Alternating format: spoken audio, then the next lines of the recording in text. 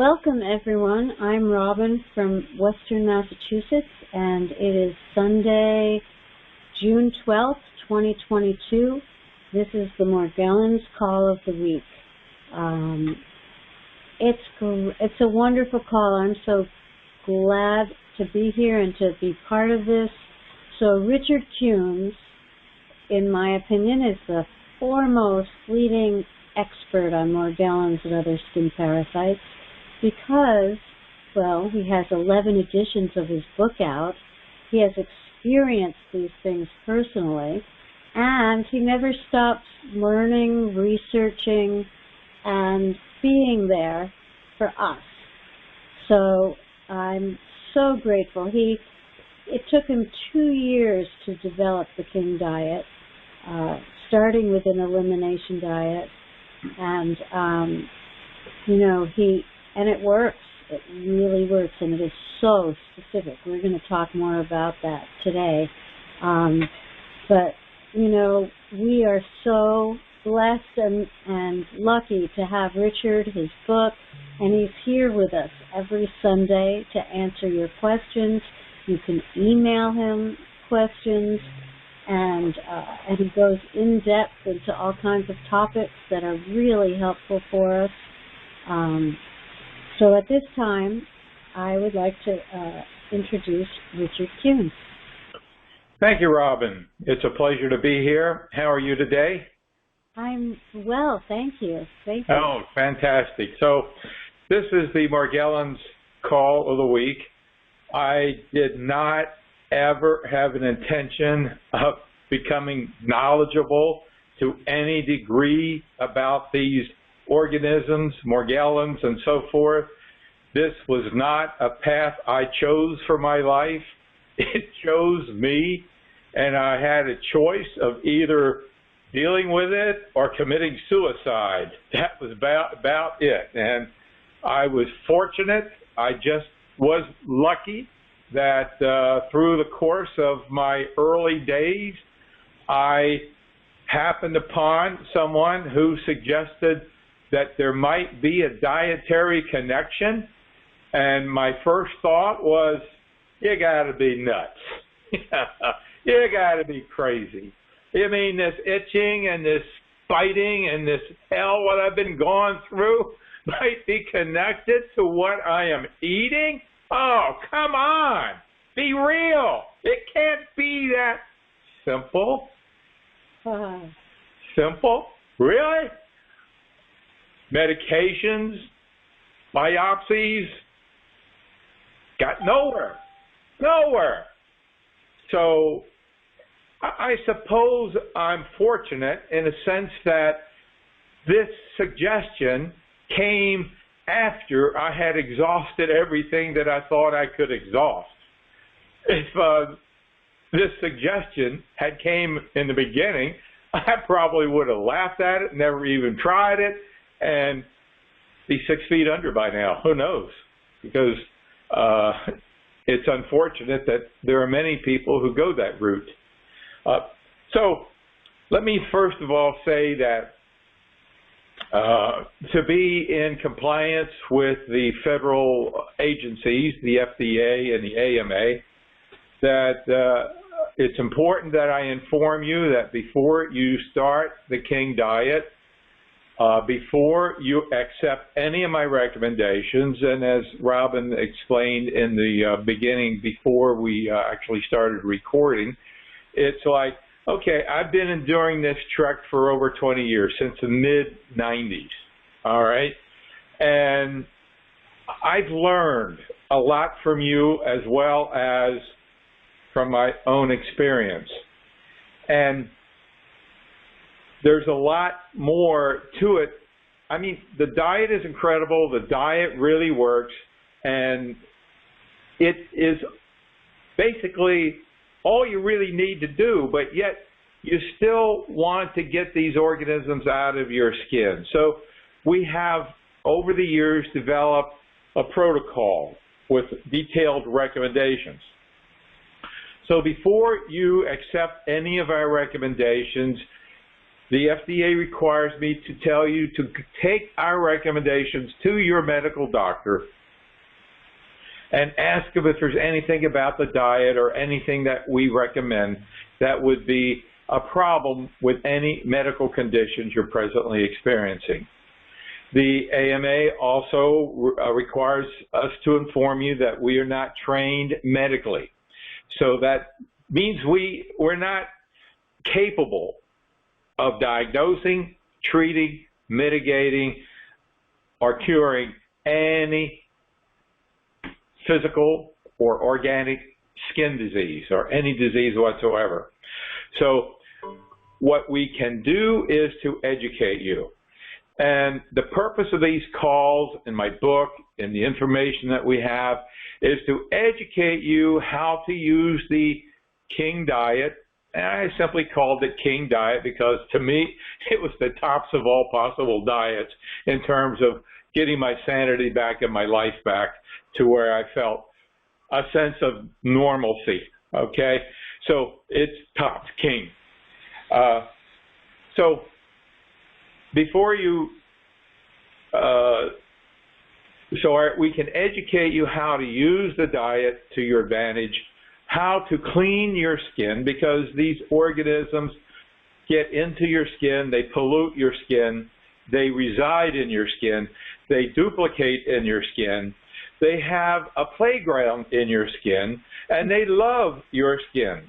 So we like to get them out. Depending on how long you've had them, whether it be 3 months, well, then you're maybe minimally affected. But some people have come to this program after over 20 years. That goes back a little past, that's about as far as my beginnings were, back in the 90s about, and have suffered all these years and tried all kinds of things and made it to this point. So we can educate you how to get these organisms out of your skin. So if you've been suffering for years like that, well, it's like your skin is sort of like an onion. It's got layers, and we need to get the layers peeled off because all those top layers are probably pretty much shot, and we just need to get it all cleaned out so your skin can revitalize itself and become healthy again.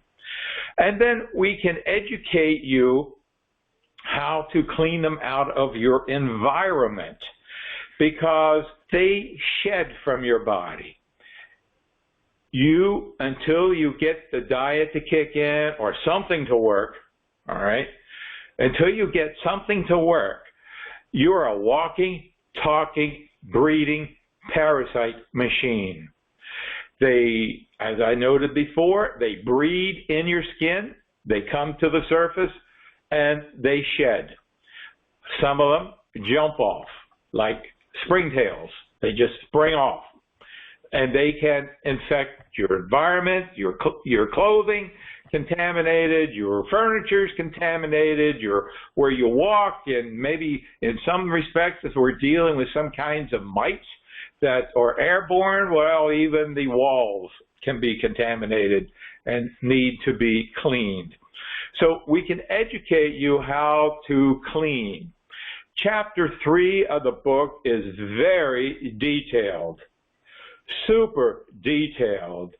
And if you're having any trouble getting your environment clean, read it several times. Because first we start with something simple, inexpensive, called household ammonia. Used to work for me at 30%, 1/3 ammonia, 2/3 water. But later on, after I'd gotten reinfected, and I'll explain that in a moment, I had to go to 100% ammonia. Some people have to go get janitorial grade ammonia, which is 11 times stronger. You got to wear gloves and safety goggles when you're dealing with this stuff. In Chapter 3, well, we don't just stop with ammonia. We go beyond that. We go to the triple pesticide, the zinc pesticide, zinc meaning five different ingredients that go into this particular formulation. We go into using our Benefect disinfectant, which is organic, Mediclean disinfectant, enzymes. We can use ozone, although I'm thinking generally ozone is kind of bulky, cumbersome, difficult to really use because of the time involved. You got to leave the electrostatic sprayer far more efficient than, say, ozone. So you need to up your game sometimes when you are dealing with your environment to get them out of your environment, because not all mites are the same. There are over 40,000 species. We have no idea how many impact us and have a tendency to enjoy human flesh. We have no idea. In fact, most physicians basically will tell you, other than scabies, there are no mites that will infect your skin or that will dwell in your skin. So reading is important. And then, of course, we can educate you as to which targeted supplements. When I say targeted, I mean our supplements are twofold. One is they specifically are in agreement with the King diet. Their ingredients, they were not easy to find, very difficult to find. For instance, the multiple vitamin is the only one. I guarantee there's nobody out there. You can research 100 multiple vitamins, and the one that we have is the only one that is completely compatible with the diet. Any other multiple vitamin, you're going to have problems. It's not going to allow the diet to kick in, which is what we're going to be talking about today. And what we're going to, because, so we can educate you which targeted supplements will be beneficial in building health and immune functioning. And when talking about immune functioning, we need to kick our immune system in the ass to get it going, because it is important. So, all right, what's the first question we have there today, Mary? Okay, the first question today is, Richard, how long did you eat scrambled eggs before you started step 2 on the diet?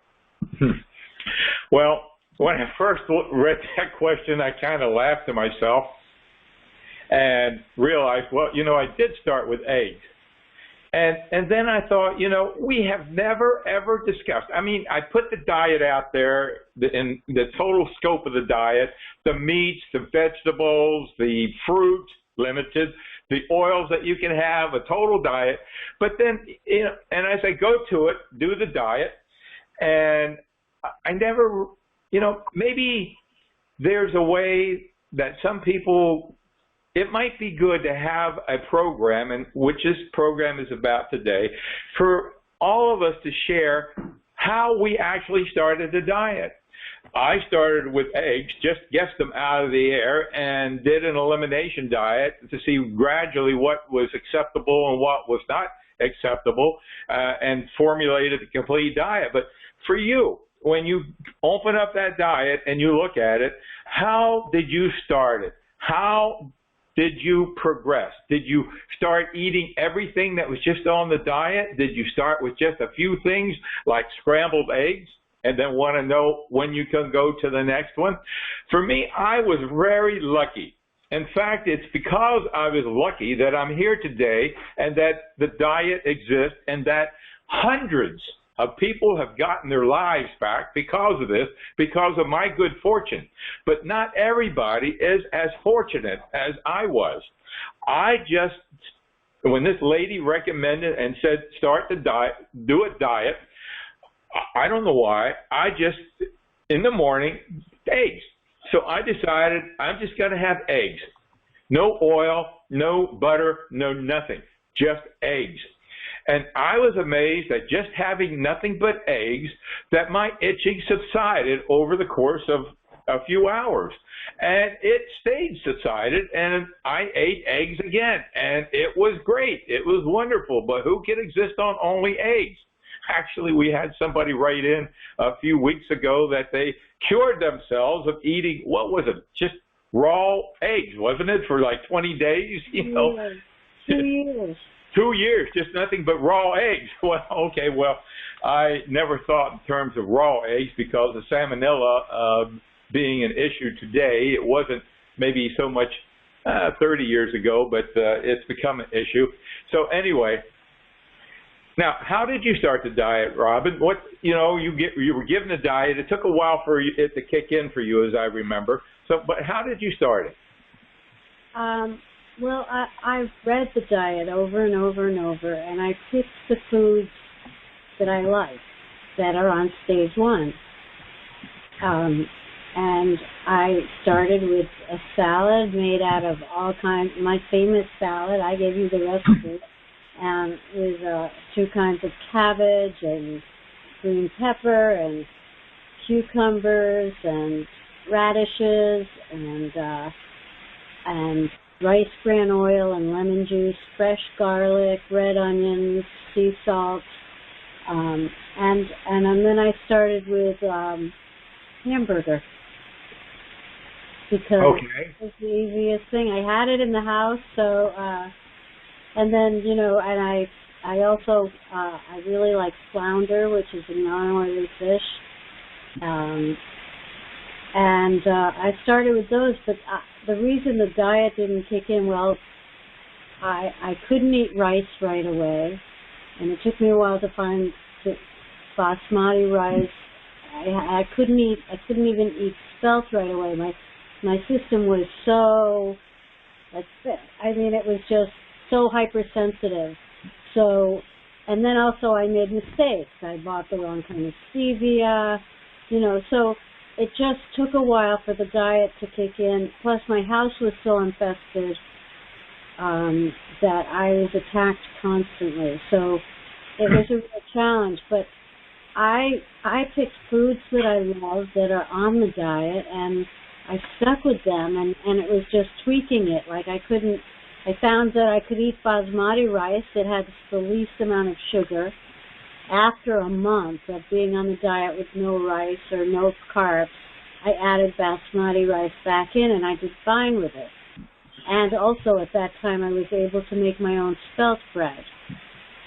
And I started digging up making recipes like spelt scones and spelt muffins, and all these things worked. It was just, it just took a while. Thank you. But so why did you stick with it? I mean, it took a while. It didn't just kick in like it did for me. Why did you stick in? Why didn't you give up? Because you said don't give up. Make the diet work. And I believed you. All right. Well, I'm glad to hear that. I'm glad to hear that you believe me, because it does work. It really does. Mary, how did you start the diet? I started the diet knowing I was going to have problems because I was already allergic to so many foods, and I was already gluten, soy, and dairy-free and nightshade-free. So I basically started with protein, chicken and beef and turkey, and I did well with that. I made a lot of soups that were just, like the chicken soup was just chicken. And I tried a number of different vegetables and just had problems.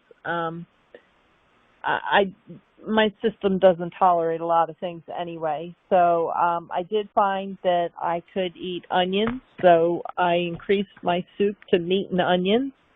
And that I did well with garlic and sea salt and pepper, and just slowly started increasing foods, and I would know almost immediately whether something was working or not. In addition, at the same time, I was trying the Max 1, and I used that. That really helped. And then I went on to the Parasite Stop when that came out, which is a blessing and has allowed me to eat even more things. But I had already done an elimination diet before, so I knew kind of knew where I had to start to begin with. And there are still a lot of things now that I can't eat, but there are things that I ate them before occasionally, knowing that I had a problem with it, but I could eat it once in a while. But like eggs for me, or butter, or rice bran oil, it's all completely out. I have not been able to reintroduce those things yet. So it's a slow process, but I'm getting there. So you made the diet work for you. Now, you mentioned Max 1, and for those people who may not know what that is, that's one of our supplements that we have in the store. It's a glutathione booster. And, just off topic for a moment, Rob and Mary, do you realize the FDA is attempting to get rid of all glutathione supplements in the market? No, really? Really. They want to prohibit the sale of any glutathione supplement in the market. I don't know what's wrong with these crazy people. Glutathione is in your body. Your body makes it, So I don't understand. It's not a foreign substance. Wow. It's unfortunate that most glutathione supplements are degraded in the stomach and never really get to do much in the body when you consume them. And the good news is our Max 1 is not glutathione. It's D-ribose and L-cysteine, so it's not even a glutathione supplement. It builds glutathione. So it's interesting. Well, anyway, now, did you keep a diary, Mary? Yes, absolutely. Because in the beginning, if I ate the wrong food, I would get attacked immediately. But as time went on and I started healing, it would take 3 days for there to be a reaction. So I would write down what I was eating, and then if I had a problem, I could go right back 3 days and see what was going on that day. Great, fantastic. And so how long did it take for the diet to kick in for you once you started it? Gosh, not long, only a couple of days. It's that fast, isn't it? Yes. Right. And how were you able to tell whether or not your reactions were from the environment or from the diet, from something you ate? Were you able to tell that? How do you tell the difference? Oh, absolutely. Because if it was something that I ate, I felt like I was under attack from everywhere. It wasn't like I just bumped into a springtail or some kind of parasite and I felt a bite. It was like they were all over me. I couldn't sleep. It was horrible. And when the diet kicks in, it originally started with them not biting me, but I could still feel crawling, and then the crawling stopped. So when I ate something that my body couldn't tolerate, then it went right back to them biting me again, and I know instantly that it was something I ate. Right. But later on, after you were on the diet for a period of time and you were basically free of the itching and biting, then it took up to 3 days before you noticed a reaction if you ate something that was a problem. Right. And that's in the book, what we call the delayed response. For me, it sometimes took a week before I noticed it would be a problem, and I'd have to look back. So the diary is important. Robin, how about you? How could you tell the difference between your body reacting to something you ate or from the environment? Initially, I couldn't because the environment was so bad, and but once I started getting the diet right, yes, I could totally tell that, because if I ate something, it would be an instant reaction, whereas if I sat somewhere in the house that wasn't disinfected, I would have a reaction. And I also kept a diary, and Mary talks about having to limit the kinds of foods. Well, I did that also, but I enjoyed doing that. So I found this recipe for healing cabbage soup, where you make your own broth, and it's just cabbage and onions and garlic, and well, it does have chopped tomatoes, but you don't have to put those in. And I have my grandmother's recipe for chicken soup, which is just chicken, celery, and onions and garlic, and it's amazing. I love that soup, and I make my own broth from it, and then I make bone broth from the bones, and so, you know, I look at it as fun. And as I move into stage 3, and I pick things to buy that have 3 or 4 ingredients tops. The less ingredients that are in something, to me, the safer and healthier it is. So I don't have a problem with having less foods to choose from necessarily. I mean, I can have the rice bran oil, and I make these good salads, but plenty of times I keep it really simple. I'll have protein and green beans with butter and a little bit of basmati rice, and that's a meal, and it's good, you know. It doesn't have to be fancy. Great. You mentioned stages. Now, that's something for the new people. This diet is probably different than any diet. Well, it is different. I mean, there is no diet in the world like this one. All right, this diet has 3 stages. Stage 1 is very, very strict, and I'm glad you talked about like broth and things like that, because oftentimes to get started, you know, if you have any doubt that it's dietary connected, there are 2 things you can do. Number 1 is fast for 3 days.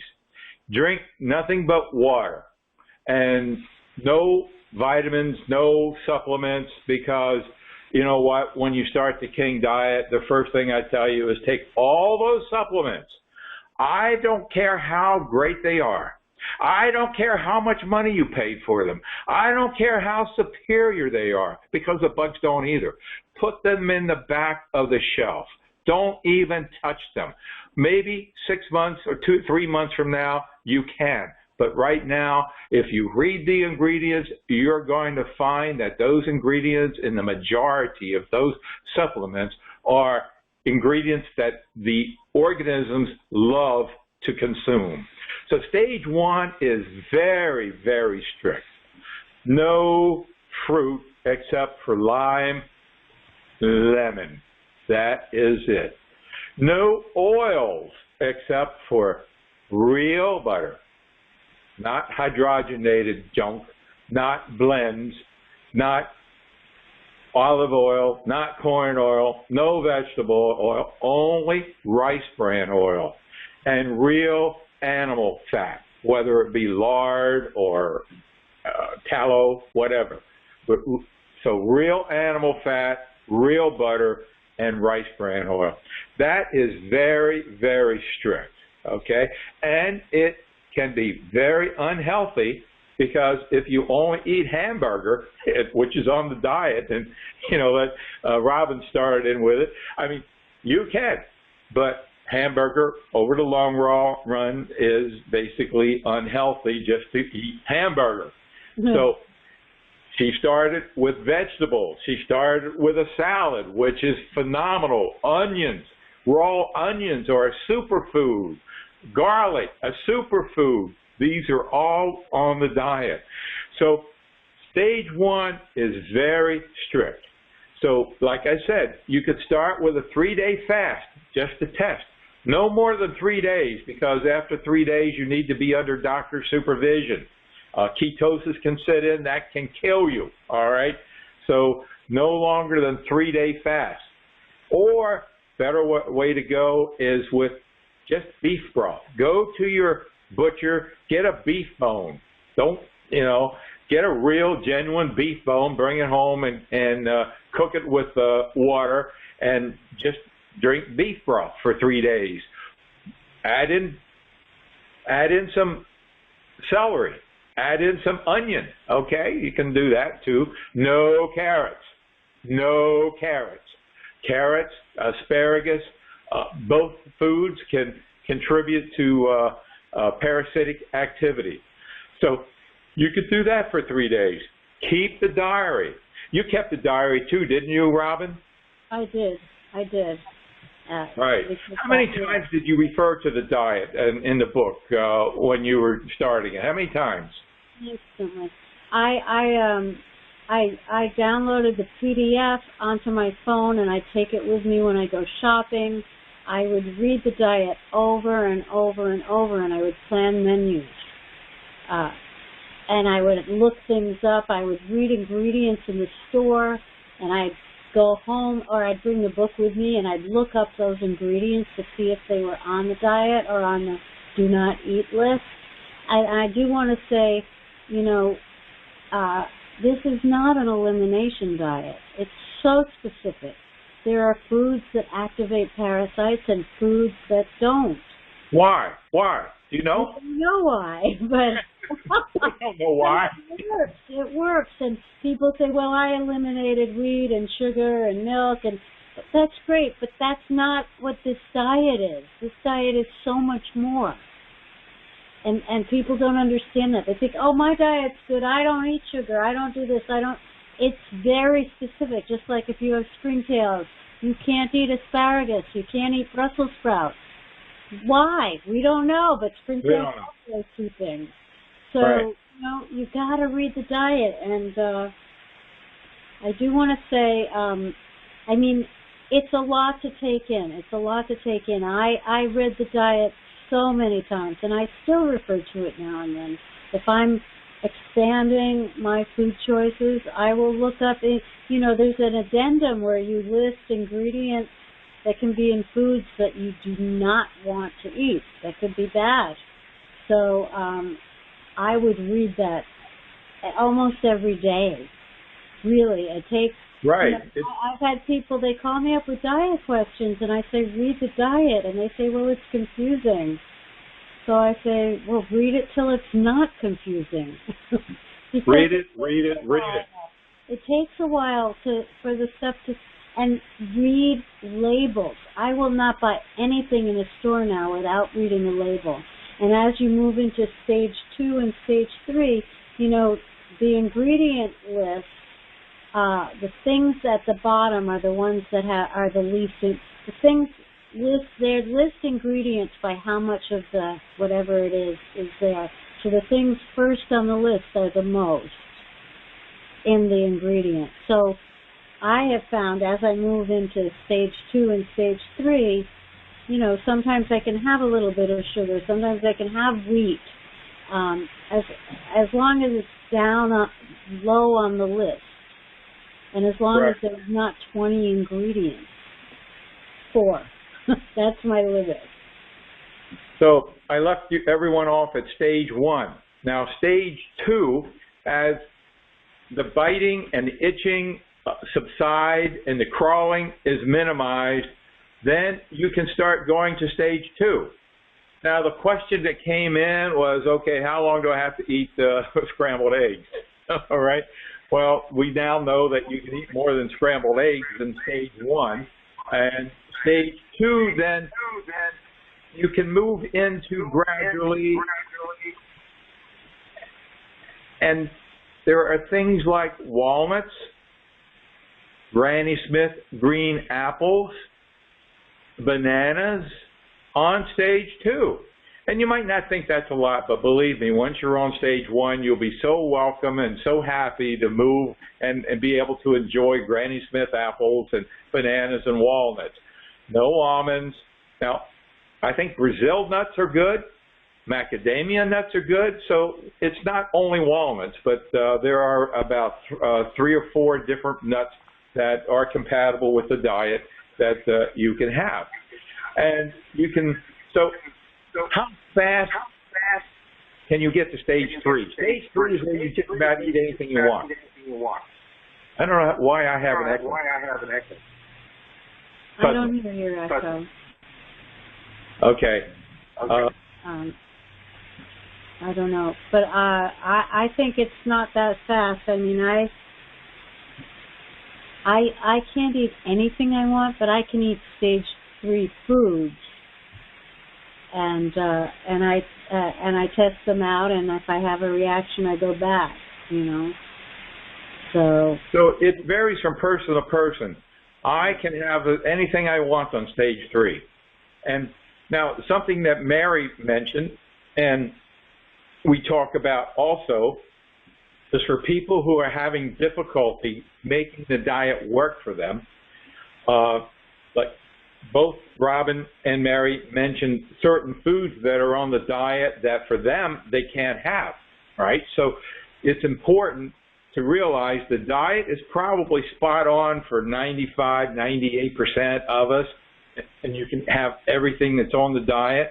But for some of us, there are things that just aren't going to work on stage 1 for you, like maybe white rice or maybe spelt. That's a grain, spelt, S-P-E-L-T. And by the way, spelt has gluten. So when people say this is a non-gluten, for the most part, everything is non-gluten, but spelt does have some gluten in it. So we are not strictly non-gluten, okay? And so spelt is okay for most people. For some, they can't. So that's why the diary is important, as Mary pointed out. She discovered what things are on the diet that are not good for her right now. Maybe in the future sometime they will be, but that's why a diary can be definitely important. Now, as I always say, don't try the diet, don't do the diet. I say make the diet work, because we know that when you make the diet work, you're on your way to success. You're on your way to having your life back. When you make that diet work, you sleep through the night. You don't wake up at 3 a.m. or 1 a.m. with the itching and biting driving you crazy and having to change your sheets and jump in the tub. Hey, when Robin introduced me, she mentioned I'm in the trenches with you guys. I have dealt dramatically with springtails, chronic Lyme, strongyloides cervicalis, Morgellons disease, skin fungus, hot tub rash.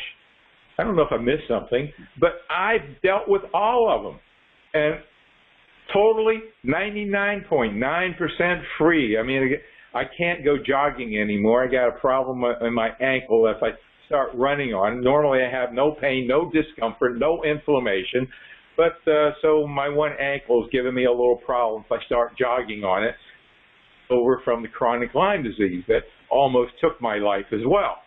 So when you're in stage 3, you can eat just about anything you want. I can have anything I want within reason. I shared with Robin on the phone the other night that I was surprised. I was hungry for some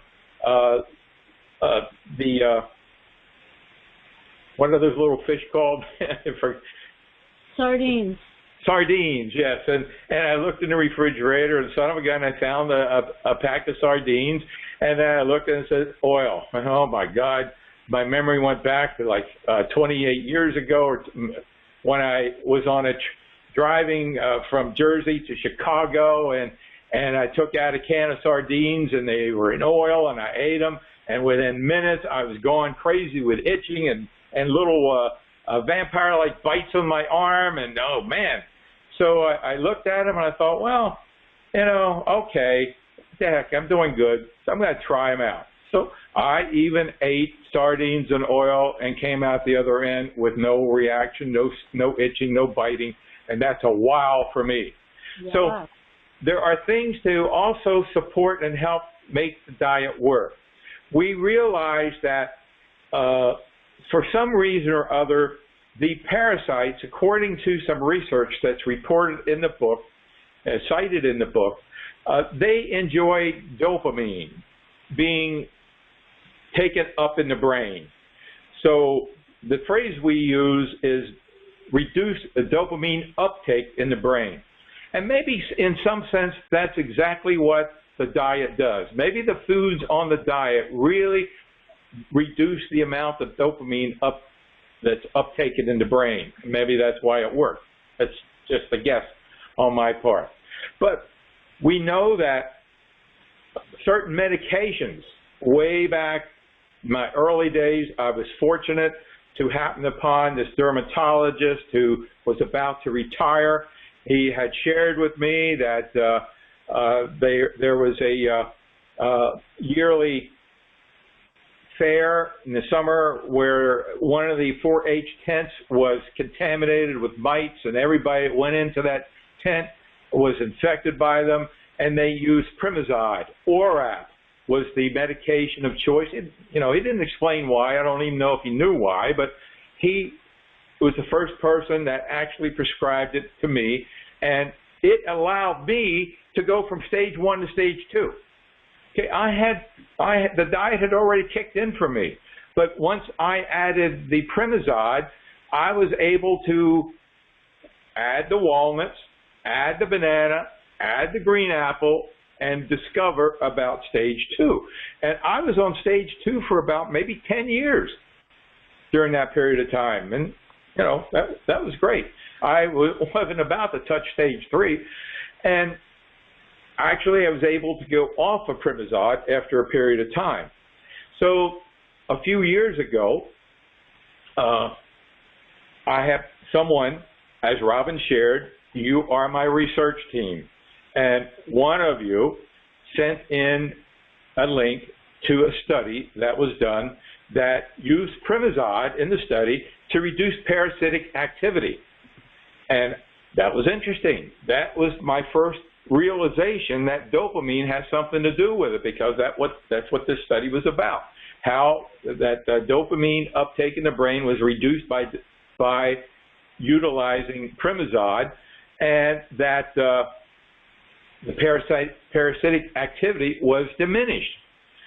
So that piqued my interest, and I checked out all the medications that people have reported to me over the years, listed in Chapter 6, whether it's Abilify or it's Wellbutrin, there's Risperdal, so there's a complete list, and all of them, basically all of them, have the impact of reducing dopamine uptake in the brain. So then I'm learning again. There are so many people who are experts in Morgellons get pigeonholed. They don't keep learning. They get pigeonholed. Many of them say the diet is crap, doesn't work. Well, maybe they had a patient that tried it for 2 days and gave up on it. Well, Robin and I and Mary and many others on this call can say, bullshit, it does work. You need to make it work. And it's revolutionary. Just use it. And you know what? It's free. It's free. I should charge $1,000 for this diet, but it's free. Just make it work.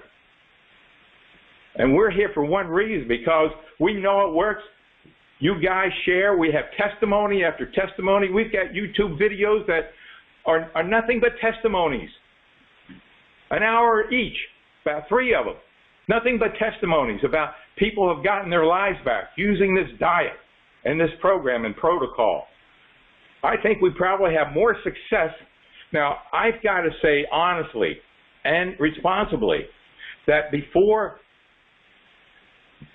your first order, to be in compliance with the FDA and AMA, go make an appointment with one of the doctors, Dr. Cornish, Dr. Saverly, Dr. Bransfield. They're listed in the book. They treat Morgellons as Lyme disease. Make an appointment. $250, I think, to make an appointment. $400 when you go there, or $500. You won't get an appointment for probably 5-6 weeks. Fine. So you do what's responsible. Go make your appointment, and then make the diet work. And when 5-6 weeks come around, you make the diet work. You're not going to need any medication. You've solved your problem. And you're getting your life back, or you're well on your way to get your life back. So stage 3 is you can eat anything you want, and that's wonderful, and that's great. Okay, do we have anybody in the line that would like to share their experiences? Anybody leave their 4 digits that like to share their experience with the diet? Third stint on the diet, minimal results, if any. 9, 3, and now 3 again months. So that's okay. I guess I might be doing something wrong. I don't know. I keep trying. Well, how often do you read? How often do you read through the diet? I guess I've read it about 10 times over the last 3 years since I started with this. I guess it's been about 2 years since I've started with this program. Probably more than that. Now, you had it working before, did you not? Not really. No? I thought you had gotten your life back pretty well at some point. Well, I've had this for 22 years, and I got rid of it 3 times, but they were all before I met you. Okay. So this time is a little different. A lot different. Yeah, they get stronger every time. Much stronger. Every time you get rid of them. What are you doing for the environment? A lot of ammonia, and just cleaning like crazy. A lot of ammonia. What strength are you? What strength of ammonia are you using? I was using 50%, but I spoke with Robin on Tuesday, and 100% is the key, she said, so I'm 100% since then. Every night I spray the house down from floor to ceiling, every day or night, whatever.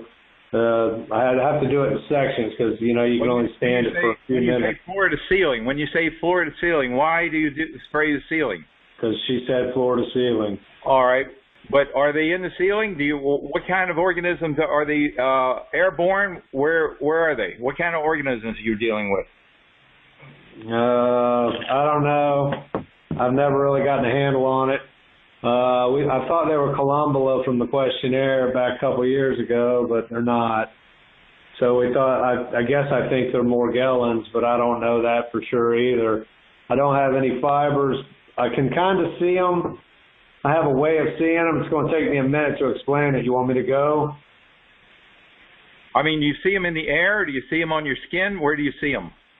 I think I've seen them in the air sometimes when there's sunbeams coming in. You know how you see dust and sunbeams through certain windows at certain times of the day? Right. Yeah, I think I see them sometimes like that because they're sort of circular, and it's almost like they're a snowflake. Now these are super tiny, but you can't see them with your naked eye, and they're like a circle, and then equidistant is 3 little points, almost like they're little foots or feet or something, like 3 pods. Now, how I see them, and I'll make this as fast as I can, you have to put something on your face because they're only on my face. Now, one thing with the diet, I will say I have had this success. One day, after about 6 months on the diet, they just switch. They don't bite my body anymore. They just go full throttle on the face all the time. And I mean all the time, baby. Anyway. From the environment. Okay. Now, ammonia is... Well, that can be even when I'm out in the yard covered with sweat or a yard 5 miles away from here. So I don't know about environment. But anyway, it's very perplexing. But they live outside. The diet stops them from reproducing in your body, and your body gets quiet, but it doesn't stop them from necessarily attacking you in your environment, and the environment includes outside. And the thing about the book is that ammonia doesn't work for everybody. Ammonia is the first thing you try. And then if you need to up your game, then there's lots of other options in the book to do that. And, right. And so you need to read that chapter about what happens when ammonia doesn't work. What can you do next? And the other thing I wanted to say is if the diet is not working, although it really sounds like it is, you should talk to a coach and go over what you're eating, what you can eat, what you can't eat, and tweak it with the help of a coach so that the diet will kick in. No, I thought that's what we did on Tuesday. I think we didn't do. didn't really get into We didn't do that Tuesday? No, we didn't get into that a whole lot. Just barely touched upon it. The environment, Okay. as Robin said, ammonia is just step number one. If ammonia were the total solution for everybody, we would probably reduce the chapter 3 by maybe 15 pages. When you're dealing with airborne organisms, my personal experience is that you really need the electrostatic sprayer. The electrostatic sprayer, you're not going to use ammonia. It may be just enzymes, or it may be the Metaclean, or it may be the organic Benefect that we have, but you're going to need to up the game with these organisms if they are airborne. Well, what would you recommend for next step then? We went from ammonia 50 to ammonia 100. Now what's next? I don't know that ammonia 100 is not working. It's only been 4 or 5 days.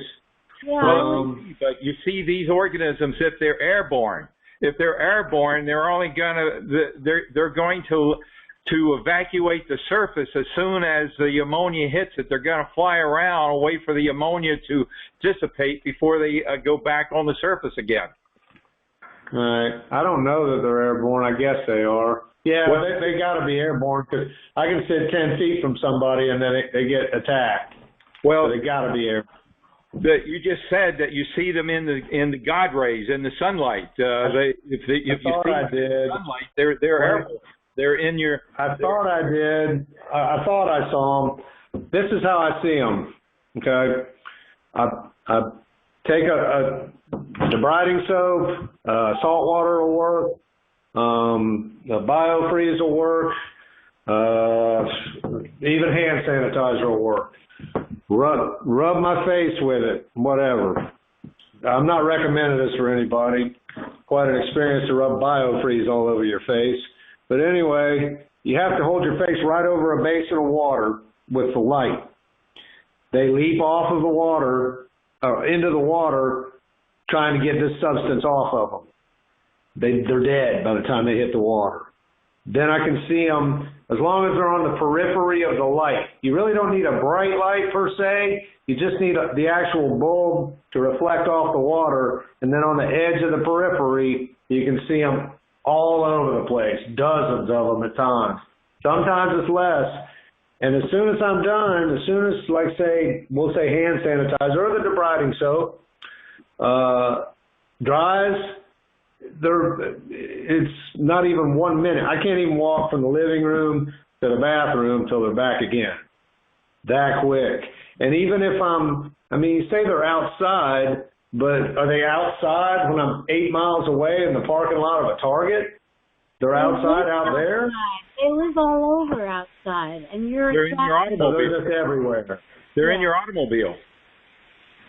Well, I know that. But you could be 100 miles away, so I would say you need to up the game and go for the end, and that is the electrostatic sprayer. And I don't know which it would be, whether it would be the enzymes or whether the Benefect or something, one of those disinfectants, and spray the air. And when you're spraying in the air, they're going to be attracted to the wall. It's going to be hitting the wall, the ceiling, and so forth as you're spraying.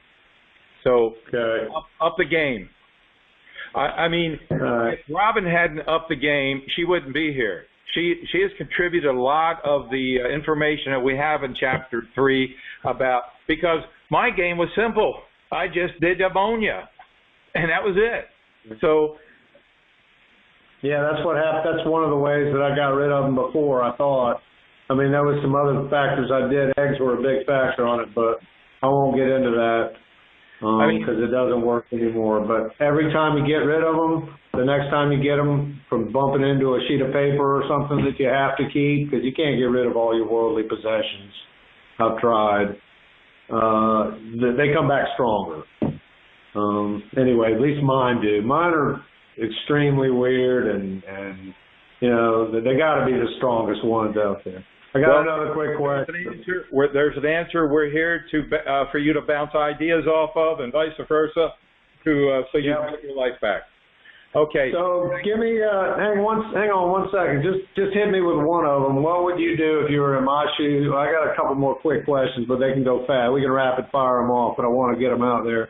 What would you do? What one cleaner would you do? Get from the Get Your Life Back store, and for the electrostatic spray, if you had just one. I don't want any options. That way, I'll take one and we'll move from there.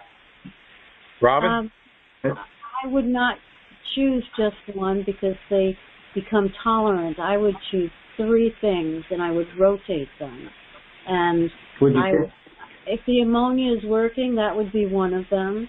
I would choose the Clean 'em Up Zymes, the enzyme cleaner, and I would maybe add some Garden Safe Fungicide 3 to that. I would get an electrostatic sprayer, and I would get a disinfectant. Okay. And Richard has 2 choices, but I would get the one that's not organic. The MetaClean. Yeah, MetaClean disinfectant. And, MetaClean, got it. That's at the store. Yeah, it's in the store. Ammonia. So if you get an MetaClean. electrostatic sprayer, you can use the MetaClean. Do not use ammonia in it, and you can also use the enzyme cleaner in it. And if you add a little bit of the fungicide 3, you can add that a little bit to the disinfectant, but you need to clean the electrostatic sprayer with super hot water, and like 8 to 12 ounce glass of hot water that you just run it into the sink. Otherwise, it'll clog up. Do not use essential oils in it. No. The essential oils were 100% ineffective for me. And I'm not putting anything, saying anything bad about any of the products. They just didn't work for me. They might be great for somebody. The other thing is that you could try washing your floors with the enzyme cleaner and then rinsing them with water. You can also try Swiffering your floors with vinegar. Did that. Not as effective as a spray, but I found it works pretty well on floors. Yep, I did that. I thought it was pretty well, but you say I did that. It takes a long time. It takes months. Okay. Well, let's make this simple. The next step would be the electrostatic sprayer, and the enzymes, use them only alone by themselves, nothing else. And start with the MetaClean disinfectant. Use that by itself, nothing else, and it has dilution instructions on it. And if that doesn't help or do the job, then we can add in other things like the garniture that she's talking about. Gotcha. Let's not make MetaClean and enzyme. Got it. Okay. Now, real quick on this one. If I don't do this, I don't sleep. Okay? I have to take, it's ZQuil. The active ingredient is diphenhydramine, HCI or HCl, 25 milligrams. Is that hurting the diet or what? I don't know. I'm not familiar with it. Have you covered your mattress and box springs and pillows with zippered vinyl covers? I don't. It's got a cover on it. I don't know. I couldn't remember if it's vinyl or not. It's not stopping them because your bed is infested, and you'll never sleep if you don't just get the zippered vinyl cover. Yeah, my bed. My bed's really not too bad, but all right. I don't know. I bought one that said waterproof. I thought it might have said vinyl. I don't know. We talked about this Tuesday. I guess I'll look at it. I'll try and dig it up on Amazon, and I'll see if it's vinyl or not. I'm sure. Let's move on to someone else, and Dave will have another later with questions. Okay, anyone else like to comment about the diet or ask questions about the diet, how you started the diet? I'm very tall, 5'7.5", well, for most women. And I'm down to 103 pounds. Every day I'm still losing weight because I will say when I started to follow the diet, by the second day there was no activity. It was thrilling. So that's great. But now I have mast cell activation, which means most carbs, most foods are off my diet, or else I get extremely sick. So allergic to almost everything. I'm only eating about 6 different types of veggies. I did eat millet. I do eat millet, even though it's high histamine, which I'm severely allergic to. So I have a second part of the question, but anyone have anything to say about that? I couldn't eat millet at all. I still don't eat millet. I'm not sure why you want to do that if you have high histamine. I mean, it's just to have a carb so that I don't continue to lose so much weight. Basmati rice or spelt? All right. The white rice? Yeah. Basmati white rice in small portions early in the day. The spelt, get white spelt flour. Well, I am gluten-free. I can't do spelt. What is a small portion?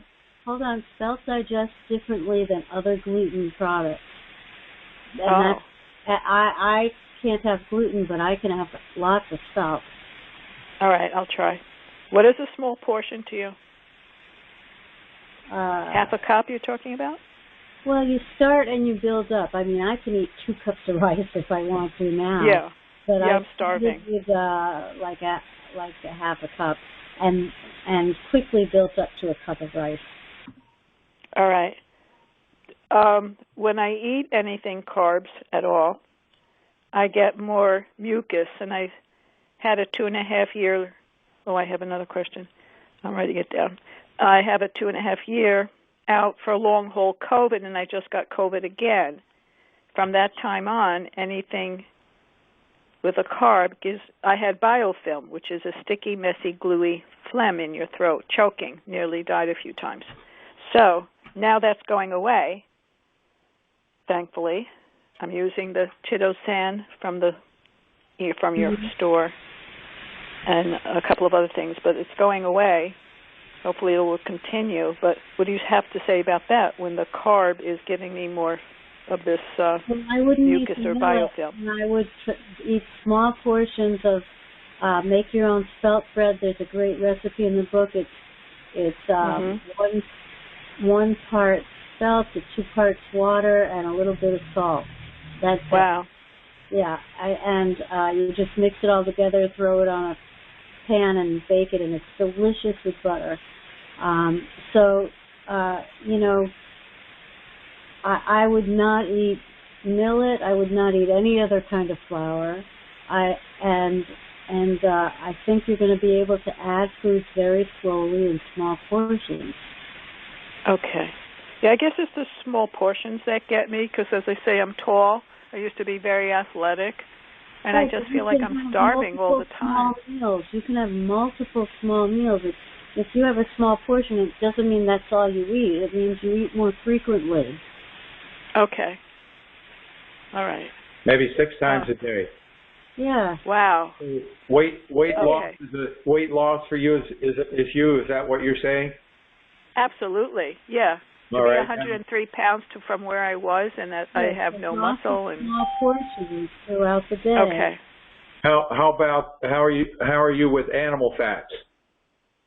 Animal fats are inflammatory. You mentioned that before, and I think it's very good for most people. But when you have the mast cell activation, that's a problem. It makes you sick.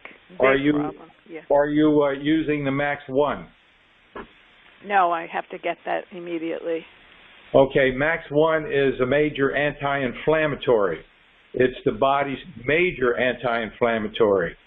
And you start with 2 capsules a day, and you may want to work up to perhaps 6 or 8 capsules a day. Okay. To get some desired results, to get some change going on here. And you may notice a difference in the mast cell activation, too, by doing so. And if the diet kicked in, you can add, I eat a grapefruit a day. And the last time the time before last, Richard said that some of you can have grapefruit, and I don't know if it was in this, I mean, I don't do anything other for Morgellon research other than your book, and you guys, but isn't it white grapefruit that's okay, and the red is not? I read that somewhere. I have pink grapefruit, and I started with just a quarter of a grapefruit once a day, and now I could eat a whole grapefruit if I want to. The grapefruits are really antihistamine. Oh, wow. Yeah. All right. So All right. go slow, small portions, but give it a shot. Great. Okay, that was my problem, not going slow enough then. Because when you're so hungry and bent over in pain from hunger and you look like a skeleton, I mean, I look really scary. Lots of small really portions. Small portions Okay. doesn't mean Great. one small portion. Lots. Yeah, it's going to take a little bit of, what do you call it, perseverance and dedication here to make this work for you. I seem to have a lot of that. Because Okay. in your voice, I don't want to cry here. I'm Italian, I'll choke it up to that, but partly. You guys, your energy is so amazing. I saw you on Facebook, and I wanted to have a party. Because you're just incredibly, loving and kind, and not many people would do this. When Richard gives his testimony, I want to say, yeah, but Richard and Robin and the coaches and people on here, you have such hearts. And that has to go along with the information for some reason in my mind. So thank you. I'll do it all. You're most welcome. And the only reason we're here is we were suffering like you and everyone else, and nobody should have to go through this. Yeah. So thank you. Keep coming back. We're here to support you in getting your life back. Great. Thank you. You're welcome. Now, making the diet work. So we talked about some of the medications that reduce dopamine uptake in the brain. And as Robin has often noted, that you guys are my research team. And I remember a couple of years ago, a lady, Olga, her name was Olga. I don't know if she's still part of our membership or not, but she wrote in and said, well, if medications could do this, there are herbs that can do it as well. And she listed a couple herbs, and that piqued my interest. And it just turns out that one of the people that we work with here is an herbalist. Her name is Barbara, and a wonderful, loving person. And we started talking, and she did some research, and she came up with a list of herbs that reduce dopamine uptake in the brain. And that has become our parasite stop formula, which Mary had talked about a little bit earlier about her using it. That it does what these medications, so we don't need necessarily a medication.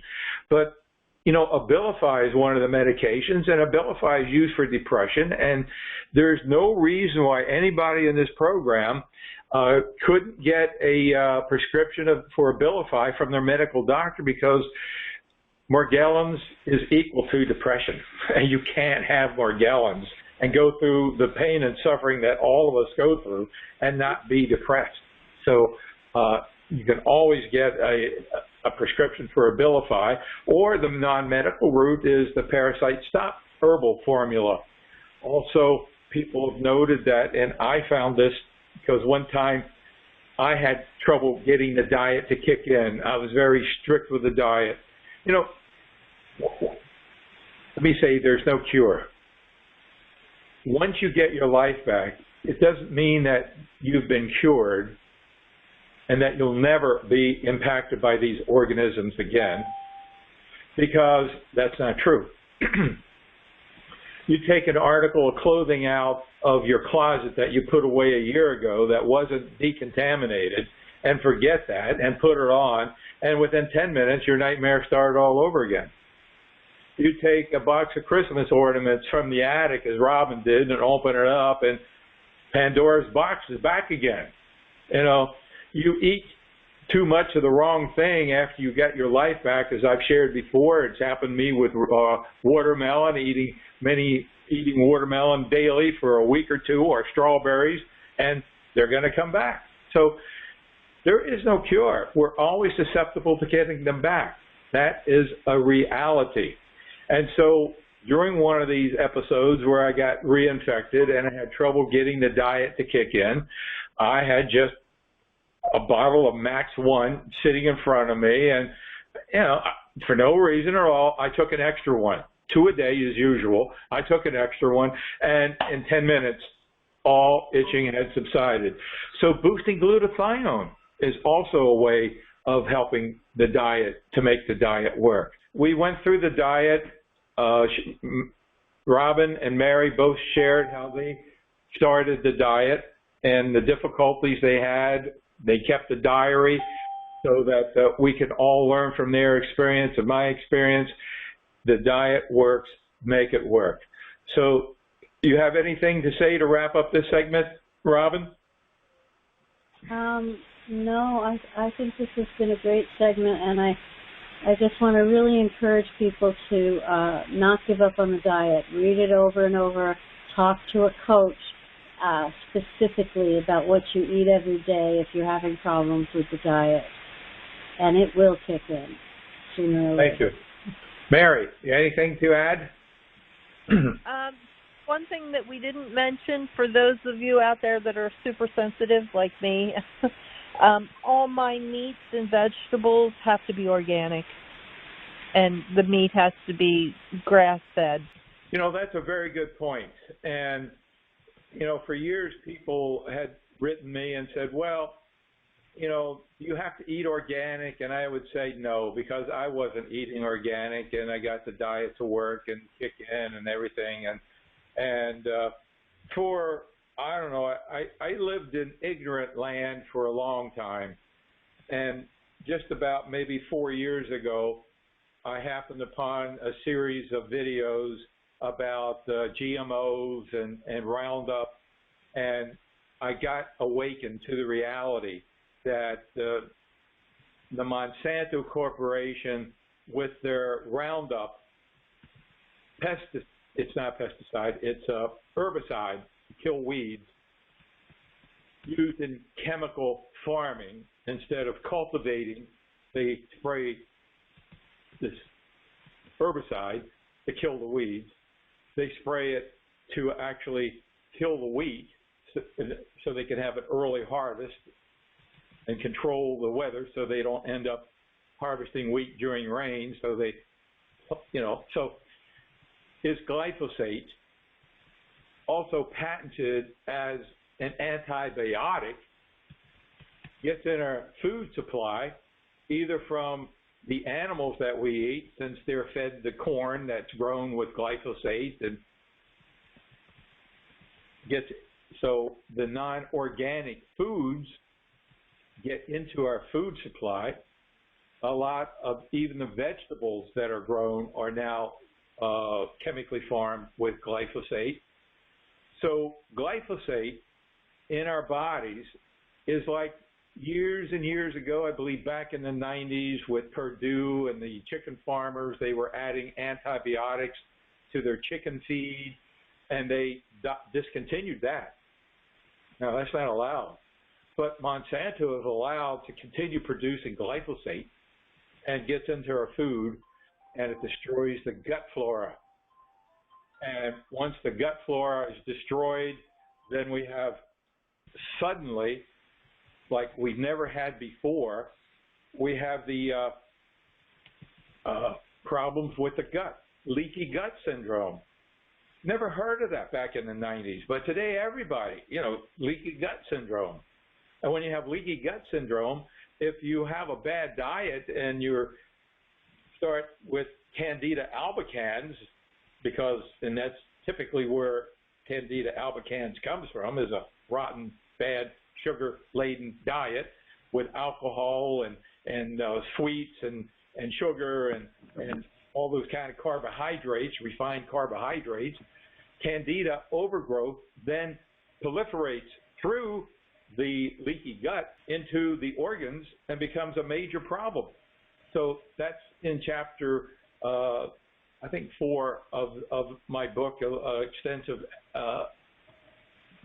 write-up about Candida albicans. So yes, where possible, go organic. Go organic. And where possible, I mean, our country is so screwed up. You know, we get outraged by, what's his name, walking up on stage and slapping Chris Rock, you know, comedians. We get outraged by that kind of stuff. But on the other hand, you know, we punish kids for being bullies, but it's okay for comedians.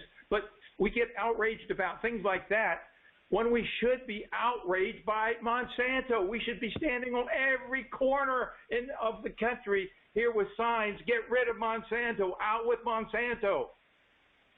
The FDA, their executives, they choose them from Monsanto. It's like a revolving door. The guys who run the FDA I think Obama made this mistake. He assumed that because Monsanto was in the food industry, they knew about food, but that was a big mistake. So they've been in there ever since and are controlling our food supply, and we are guinea pigs. We are guinea pigs to glyphosate that was introduced back in the 90s. So, yeah, where possible, go organic and stay away from non-organic food sources where possible. Some of us are more sensitive to others. Of course, by taking the many targeted supplements like glutathione, boosting your glutathione, and you can offset some of this happening. And by the diet is also, our King diet is probably the best anti-candida diet there is. There's nothing. The only thing on our diet that you would take off is white rice. But if you are dealing with candida, if it has proliferated your intestinal wall and into your bloodstream, you want to get rid of all grains for a period of time until you've gotten through the candida and your digestive system is back to normal. That's indeed important. I was just wondering, how hot does something have to get in order to kill them? How what? Like 240 degrees for 4 to 8 hours. Oh, I'm sorry, I couldn't understand. She wants to know what's temperature for heat. For heat for what? To kill things. How hot to kill Morgellons? Or yes. the carriers of Morgellons, right? Yes. I don't know if the heat is going to do it. I mean, really? Even if you put your things in the dryer and dry them for an extended period of time, unless you're putting in some ammonia or some disinfectant to evaporate and kill them, I don't think that just high heat is going to do it. You can use an iron, and you can iron your clothing with a steam, and it's not going to kill them. Right. Well, it might if you do it for 10 minutes, steam one place at a time. But there's nobody that holds an iron with steam for 10 minutes on that one area, so it's not going to happen. Yeah. You can send them to the dry cleaner for, I think the dry cleaner, basically my experience is that it will destroy any organisms if you have them dry cleaned. I live in Phoenix, and today is 114. It's been 114 the last couple of days, and I have things in storage, so my storage room would probably go to about 160 or so, and I just didn't know if that would kill everything that I have in storage. No. Kill a bunch of them, but not everything. No, it's not going to kill them. Really? No. Oh, okay. Aw. Okay. Yeah, I was hoping. And also, I went to the doctor, when my face was all really puffy and everything, and he put me on Singular, and that seemed to really help. And so now, when I do get reinfected or whatever, I go back and start taking the Singular with my citrazine, and it seems like it helps really good. I mean, I do the Max one, like you said. That is just wonderful. And there's been times I've gone up to 8, for about a week or so, and then I taper myself down, and I don't get swollen, and I don't get rashed, and I don't get anything. But I've found out that the citrazine does really help too, for me anyways. And so I just wanted to put that out there. Okay. Thank you for sharing.